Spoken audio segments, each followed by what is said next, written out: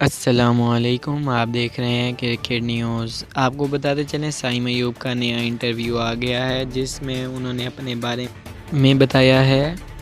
दोस्तों, वीडियो शुरू करने से पहले अगर आप हमारे चैनल पर नए हैं तो चैनल को सब्सक्राइब करें, वीडियो को लाइक करें, बेल आइकन को भी ऑल पे कर दें। दोस्तों, साइम अयूब का कहना था कि मुल्तान सुल्तान के ख़िलाफ़ इनिंग्स खेलने के बाद मुझे बहुत से लोगों के सोशल मीडिया पे मैसेजेस भी आए हैं और बहुत से लोगों ने मुझे वीडियो में भी टैग किया है। मैं सब फैंस का शुक्रगुज़ार हूँ जो मुझे प्यार कर रहे हैं और जो मुझे सपोर्ट कर रहे हैं। दोस्तों, जब साइम अयूब से उनके रोल मॉडल के बारे में पूछा गया तो उन्होंने ए.बी. डिविलियर का नाम लिया। साइम अयूब का कहना था कि ए.बी. डिविलियर मुझे बचपन से ही बहुत पसंद है। साइम अयूब का कहना था कि ए.बी. डिविलियर की शॉट्स को देखकर मैं भी 9 लॉग 6 की ट्राई करता था। बैटिंग के वक्त मेरा यही टारगेट होता था कि मैं 9 लॉग 6 लगाऊं और अल्हम्दुलिल्लाह मुझे अब उसमें कामयाबी भी मिल गई है।